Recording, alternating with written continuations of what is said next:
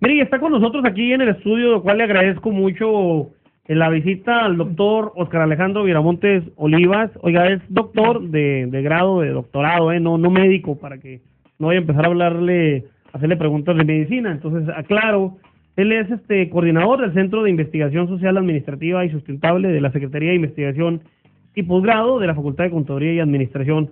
Doctor, gracias por aceptar la invitación. Buenas tardes y bienvenido. ¿Cómo estás? Sí, buenas tardes, Pedro. ¿Cómo están a todos ustedes? Pues aquí estamos atentos y abiertos a comentar este tema que traemos pues en la mesa.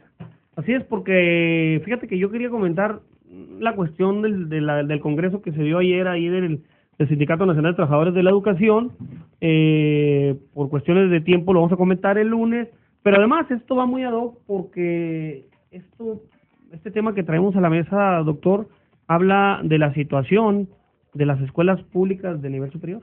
De antemano, todo mundo que llega a una escuela superior tuvo que haber pasado por lo que es la educación básica, ¿no? Y si comenzamos, vamos a decir, sobre la situación en general de cómo percibimos y cómo vemos la educación en México, y tantas opiniones que se han vertido al respecto, creo que es lamentable ver que aun y cuando se invierte mucho dinero actualmente para este rubro, los resultados y las acciones que se ven no están en los niveles y en los estándares que deberíamos tener a nivel mundial. Hay que acordarnos que estamos viviendo una globalización, no podemos dejar de pensar eso. Las expectativas mundiales nos están obligando a que nuestros sistemas educativos sean mejores, que las universidades también empiecen a tener dentro de sus programas mayor enfoque a la innovación y al cambio, ¿verdad?, para poder romper esos paradigmas a los cuales muchas veces en México estamos acostumbrados, ¿verdad?, a ser pasivos, a ser conformistas, a ser tener como punto de partida incrementar más la burocracia y dejar que el poco presupuesto que tengamos lo invertamos realmente a lo que es la educación. Tenemos una gran falla, ¿no, doctor? Particularmente en lo que, por ejemplo, en países altamente desarrollados, Estados Unidos, Corea del Sur, los nórdicos, los países nórdicos, pues ellos le invierten mucho a la investigación, pero utilizan a las universidades como conducto para que investiguen, y aquí no lo hacemos. Efectivamente, si hablamos, por ejemplo, de los países nórdicos, estamos hablando más o menos de cerca de un 7% del Producto Interno Bruto para la investigación. Y bueno, para llegar a ese punto se tuvo que haber tenido todo un antecedente, ¿verdad?, de lo que es la educación básica, primaria, secundaria, como lo manejen a esos niveles en aquellos países. Y el invertirle 7% a la investigación, a buscar nuevas tecnologías, generar tecnologías propias, porque muchas veces sabemos bien que muchos países estamos vamos a decir, a lo que la tecnología en el mundo se genera, ¿verdad? O sea, no somos dependientes del conocimiento, no generamos. Exactamente. Y entonces, cuando aquí en México únicamente estamos aportando menos del 0.5% del Producto Interno Bruto a la investigación, creo que estamos... Menos del 0.5, ni siquiera el 1. Ni siquiera la mitad. Así es, menos de la mitad, ¿no? Menos de la mitad, y eso todavía antes de Fox, le estábamos aportando casi al 1%, al 0.6%. ¿En el sexenio de Ernesto Zedillo? Sí, exactamente, y luego cuando llega el sexenio de Fox, prácticamente le baja unas décimas por ahí, y lo deja al 0.4%. Esto realmente es muy poco para el gran compromiso que tiene nuestro país, la gran riqueza que tiene en todos los sentidos de poder generar su propia tecnología, que los centros de investigación empiecen a tener mayor atención por parte de quienes de alguna forma manejan los presupuestos, ¿verdad? Llámese Cámara de Diputados, llámese Cámara de Senadores, el mismo Ejecutivo Federal, etcétera, de alguna manera para que se tenga en claro que ahorita debemos de invertirle más buscando tecnologías para entrar pues a ubicarnos dentro del siglo XXI. Y la cuestión, doctor, que estamos hablando con el doctor Óscar Alejandro Viramontes Olivas, él es el coordinador del Centro de Investigación Social, Administrativa y Sustentable. Ahorita quiero hablar esto de la sustentabilidad. De ahí a la Secretaría de Investigación y Posgrado de la Facultad de Contaduría y Investigación de la Universidad Autónoma de Chihuahua. Pero de lo poquito que se genera de investigación, poquito en comparado con el mundo, el resto del mundo, sobre todo los países que pertenecen a la OCDE, la mayoría de las investigaciones están concentradas en una universidad en México, están concentradas en la UNAM.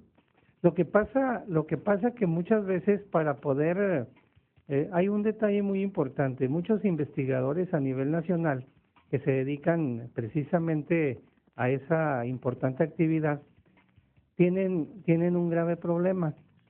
Aun y cuando están dentro de las universidades, un investigador invierte tiempo para ser administrativo, tutor, para ser maestro, o sea, aún trae muchas disciplinas dentro de la docencia misma. Exactamente. Entonces, si empezáramos a fomentar vamos a decir, un puesto específico para que se le diera el perfil de investigador, en donde no se le exigiera, vamos a decir, que tuviera tantas otras actividades de extensionismo, como suele pasar en las universidades, que se abocara en fomentar la investigación dentro de sus centros de trabajo y que tuvieran, vamos a decir, más concentración en ese aspecto, yo creo que empezaríamos a tener un verdadero impulso y cambio. Pero desafortunadamente el investigador tiene que hacerle mucho de andar buscando sus recursos, de andarlos administrando, de andar incluso hasta pegando notas, ¿verdad?, facturas para poder hacer los reportes. Entonces ya se le pasa mucho tiempo en andar haciendo eso y cuando es muy complicado en ocasiones el tratar de utilizar sus recursos que pudo obtener a partir de un proyecto, ¿verdad?, y que obtuvo esos recursos, el solicitarlos se enfrenta a una burocracia tremenda, ¿verdad?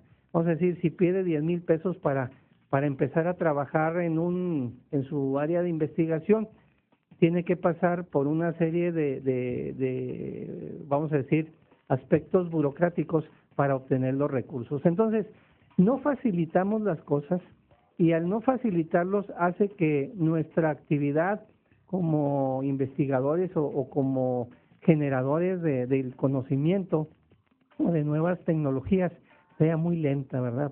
Yo la verdad a veces de alguna forma compadezco, ¿verdad?, a la actividad del investigador porque hace un esfuerzo extremadamente enorme. Pero entonces, ¿qué falta?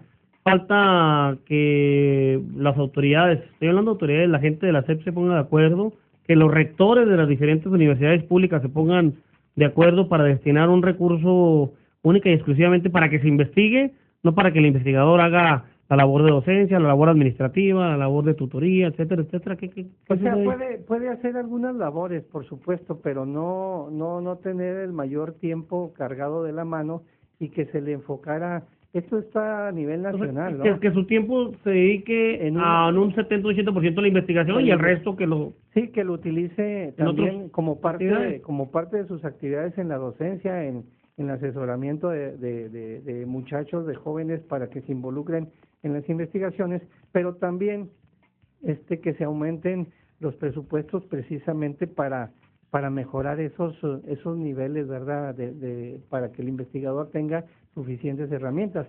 Es una solicitud, no es nuevo esto, es una solicitud que se ha hecho por parte de todos los rectores a nivel nacional. Hasta hace poco hubo una reunión con el ahora ya presidente electo, el licenciado Peña Nieto, en donde se le dijo, por lo menos, súbale el 1%, ¿verdad?, al presupuesto para la investigación, ¿verdad? Esto es algo que se ha solicitado desde hace mucho tiempo y los rectores realmente están, siempre han estado en la primera mira, ¿verdad? Para que esto vaya cambiando, pero muchas veces hay veces la poca sensibilidad de las cámaras o de los mismos ejecutivos que conducen el gobierno, en ocasiones no le prestan tanta importancia.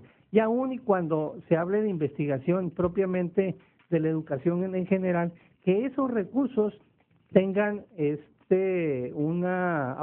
vamos a decir, que se apliquen realmente a lo que son, ¿verdad? Mucho se ha hablado pero y entonces, ¿por qué no nada más si se genera investigación? En las privadas, bueno, poco se genera, poco en el TEC de Monterrey se genera poca investigación, comparada con la UNAM, pero comparadas con las públicas se genera mucha investigación en el TEC de Monterrey. Pero bueno, en la UNAM, que es pública, ¿por qué ahí sí hay recursos? Bueno, déjame decirte, por ejemplo, en el caso del TEC de Monterrey, ¿Sí? ellos tienen un área específica de investigación en la cual ellos prácticamente están entrando a una era muy importante, ¿verdad? De innovación, de generación de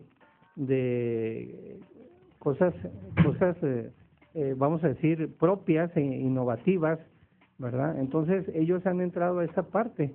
Entonces, creo que ellos tienen un centro tecnológico en el cual están generando tecnología y están generando instrumentos para mejorar tanto el desarrollo de empresas, tanto el desarrollo de técnicas para mejorar ciertos procesos, ¿verdad?, dentro del área industrial. También, de alguna manera, en la Universidad Autónoma de Chihuahua también estamos ya viendo el Tecnoparque, ¿verdad?, que es una manera en el cual se está, vamos a decir, preocupando por generar precisamente e innovar el conocimiento a través de generación de nuevos instrumentos, ¿verdad?, tanto en el aspecto de educación como en el aspecto de ir más allá de las aulas, ¿verdad? Y tener, ir a campo y tener una vinculación más estrecha con el sector, ¿verdad? Porque el no tener una vinculación con el sector, estaríamos entrando a una fase de prácticamente de sucumbir, ¿verdad? Y ahora la necesidad es ver qué es lo que está pasando hacia afuera para que los planes educativos, no solamente de nuestra universidad, sino de todas las universidades, puedan ubicar, pues, porque a final de cuentas, el producto que es un estudiante tenga la oportunidad de insertarse en el ambiente productivo al egresar. Voy a un corte, estoy hablando con el doctor Oscar Alejandro Viramontes Olivas, él es el coordinador del Centro de Investigación Social, Administrativo y Sustentable de la Facultad de Contaduría y Administración de la UASH. Y regresando al corte, pues quiero hablar de este anuncio que hizo el rector en torno a que Nat Geo empezará a hacer pues investigaciones aquí en el estado de Chihuahua y de la sustentabilidad, porque ahorita pues ya hablamos del recurso que tienen poco o nada las universidades públicas para la investigación, no se destina por parte de las autoridades, y no estoy hablando necesariamente de las autoridades de las universidades públicas, no, debe existir por parte del gobierno, por parte de la iniciativa privada, pues interés porque se promueva la investigación, y quiero hablar también de lo que es la sustentabilidad, porque ese es otro renglón que me parece que está abandonado en el país en lo general, pero también en muchas universidades públicas. Voy a ir a un corte, el teléfono en cabina, 414-1009, te recuerdo, 414-1009, y fíjate que estamos platicando con el doctor Alejandro Viramontes Olivas en torno, fuera del aire, en torno a la fuga de cerebros, y es interesante, ¿no? El hecho de que, interesante me refiero hasta objeto de estudio probablemente, de que cómo los grandes pensadores o los grandes investigadores de nuestro país se nos van y brillan en otro lado, menos aquí.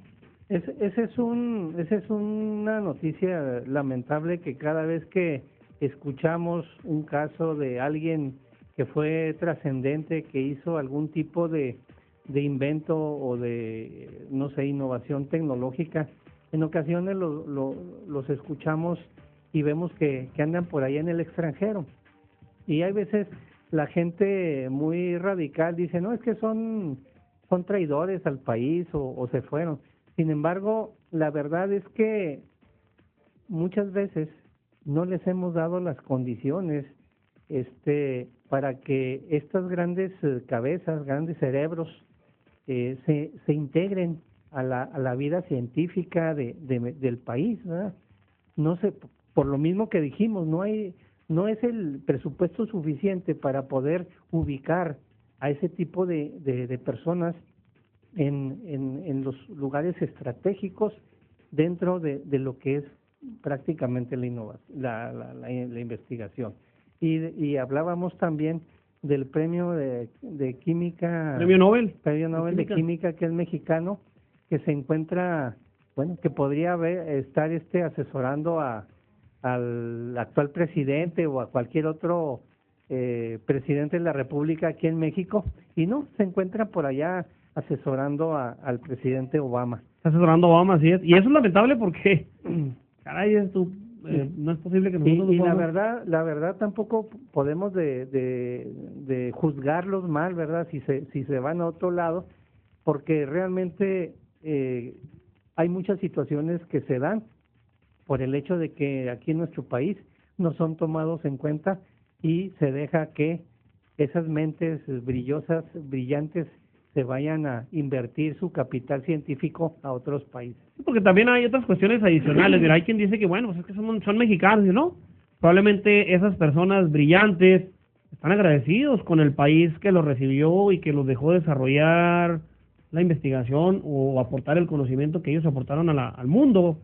Y no sé si sea el caso del Premio Nobel de Química, y pues que esté agradecido con Estados Unidos, que le permitió desarrollar su conocimiento ahí en Estados Unidos, porque aquí pues había una serie de obstáculos, ¿no? Aquí realmente este tipo de grandes personas, yo nunca he escuchado ningún tipo de queja sobre el país, sobre México. Por eso son grandes, ¿verdad? Tal vez la queja vaya sobre el sistema. Sí, así es. El sistema no ha sido lo suficientemente receptivo, y además que se haya preocupado para que se fomente o se invierta más en este rubro. Sí, pero ahí en esa medida los rectores, las comunidades universitarias, particularmente las públicas, pues deben de alzar la voz, y alzar la voz estoy hablando en el buen sentido, no en el mal sentido, siendo desde el punto de vista propositivo, decir, señores, si no nos dan un punto más o 2 puntos, cuando menos que sea el 1.5 en lugar del, o el 1.4 en lugar del 0.4, que nos dé un punto más de presupuesto para la investigación, pero también que sea tangible, ¿no, doctor? Porque de repente se invierte en la investigación, y entonces, ok, invertí $5 millones y no resultó lo que estamos esperando, bueno, pues adiós y todo, pero después se convierte en burocrático, ¿no?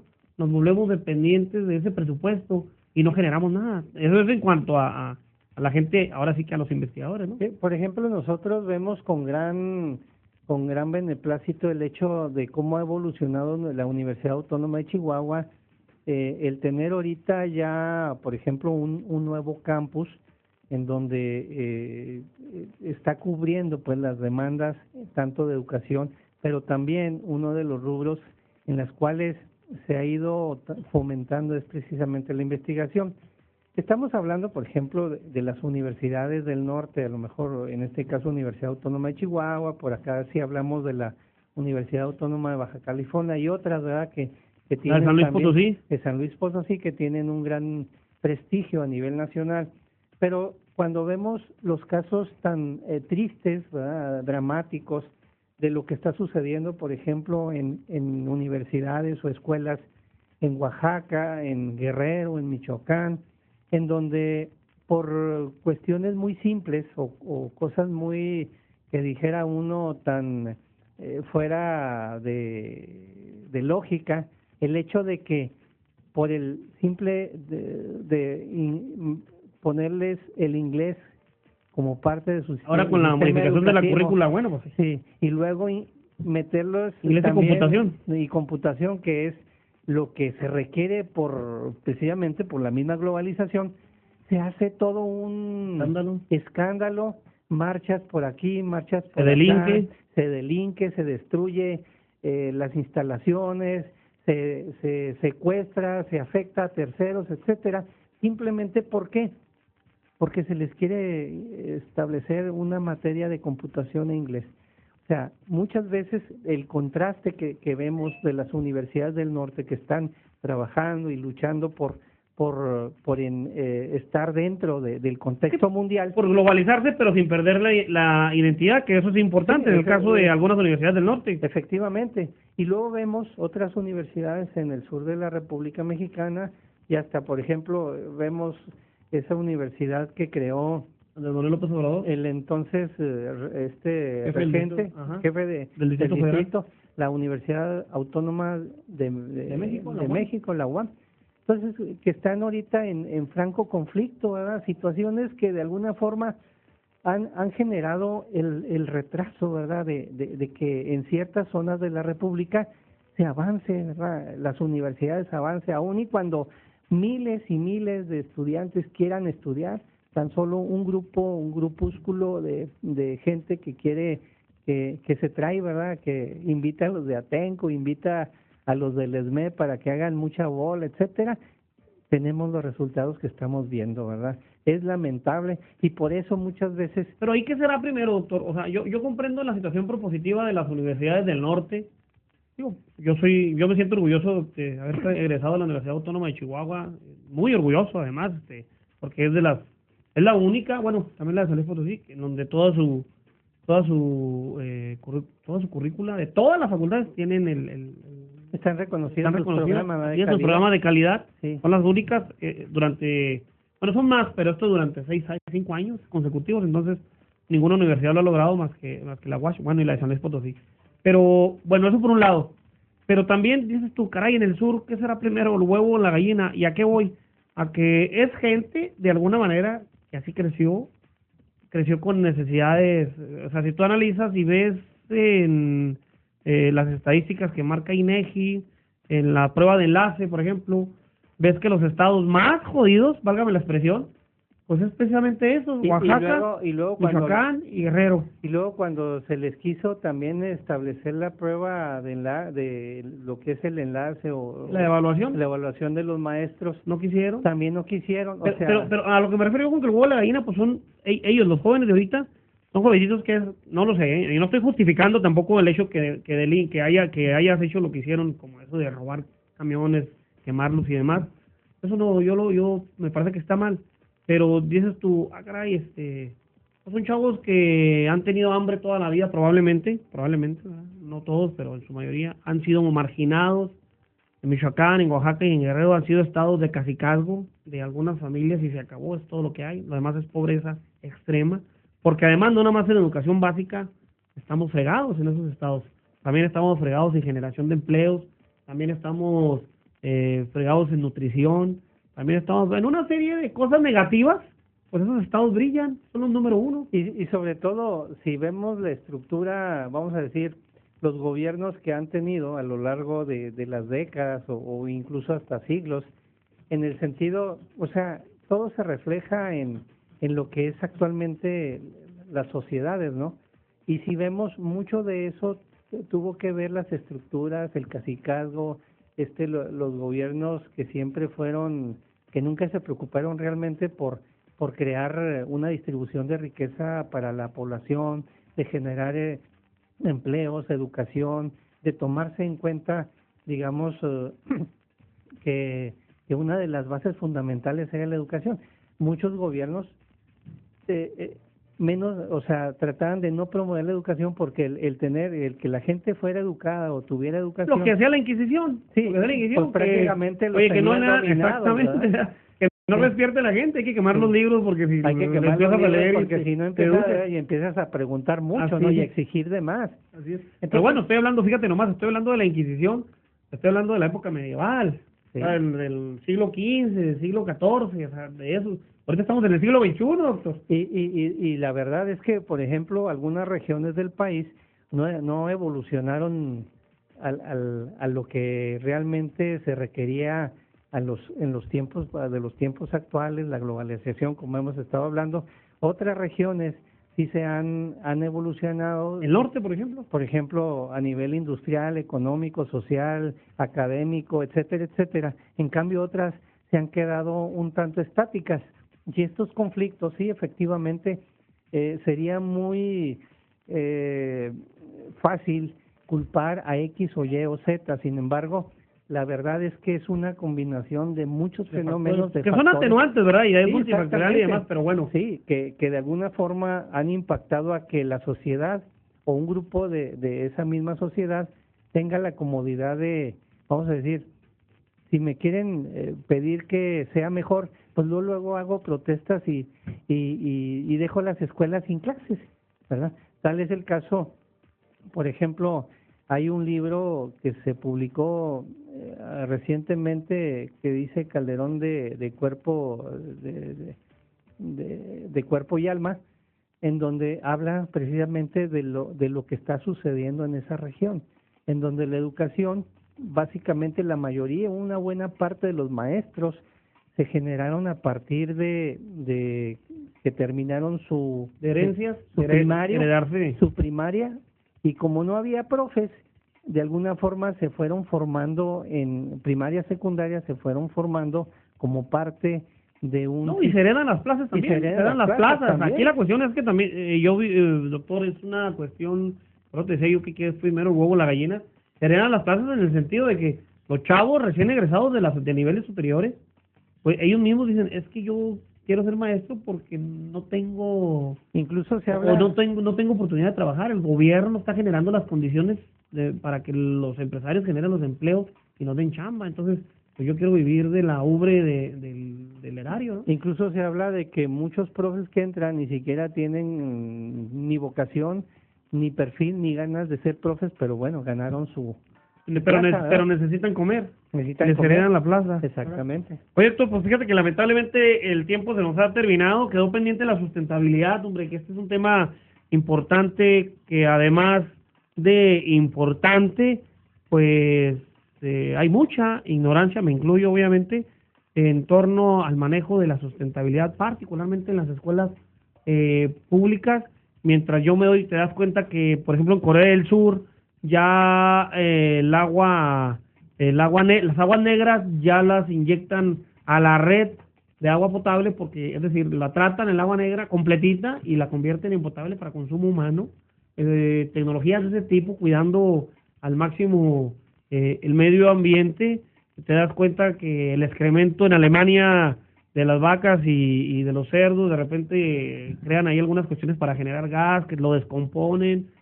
Una serie de situaciones que se están dando ya en países altamente desarrollados en torno a cuidar el medio ambiente y esa es la parte en donde todos, independientemente del área del conocimiento, creo que debemos de involucrar, ¿verdad?, la parte sustentable. Pero que no se está involucrando, ¿no, doctor? En lo general, hablo de lo general. Bueno, en lo general no. De alguna manera, yo hablo en lo particular. Y bueno, sí, la UASH, pues sé que ha hecho muchísimas actividades. Incluso ahorita sabemos bien que forma parte, ya es una empresa socialmente responsable, y una de las exigencias es que busque, ¿verdad?, los canales, las estrategias para hacer un tanto ya más sustentable sus actividades, sus acciones dentro de su desarrollo académico, de extensión, de investigación, etcétera. Entonces, de alguna forma hay conciencia, ¿verdad? Pero nos falta mucho el que todos y cada uno de nosotros agarre un compromiso real y hacia un futuro que realmente nos está exigiendo demasiado. Y sustentabilidad significa también cuidar el medio ambiente y obviamente cuidar la fauna, ¿no? Hace nosotros aquí unas cuestiones ahí donde mataron un puma, lo mataron ahí sádicamente. Ayer fue trending topic, de hecho, en Twitter y en todos los medios de comunicación a nivel nacional, en donde la gente de los jefes de las encargadas de protección civil del gobierno del estado de Coahuila, pues ahí tomándose fotos con una osa, matándola, y no, entonces, carajo, pues me parece que está... Y lo que ya como el tiempo ya está encima, nomás, y como queda este tema en el tintero, nomás quiero decir ahorita en la Facultad de Contaduría y Administración, precisamente con un proyecto del doctor Alfredo de la Torre, se tiene pues el fomento a la cultura de los valores y la legalidad, y entre ellos está mucho el aspecto ambiental. Ahorita pues llevamos alrededor de un poco más de 600 árboles plantados, ¿verdad? Y si ustedes van a ver, están los árboles y luego las ardillas caminando. ¿Ya andan ahí? Con toda tranquilidad, ¿verdad? Nadie las molesta. Entonces, de alguna forma estamos participando con el granito de arena, ¿verdad? Las facultades de la universidad para mejoramiento del medio ambiente, y en general se ve un gran interés, y sobre todo pues impulso del mismo rector, ¿verdad? El rector Enrique Seañas. Sí. Así es. Oye, pues yo te agradezco muchísimo al doctor Óscar Alejandro Viramontes Olivas, el coordinador del Centro de Investigación Social, Administrativa y Sustentable de ahí, de la Secretaría de Investigación y Posgrado de la FCA UASH. Doctor, muchas gracias. ¿Algo más que desees agregar? No, gracias a todos ustedes, y invitarlos a todos ustedes, valga la repetición, la redundancia, que la mejor manera de salir de la ignorancia es leer un libro.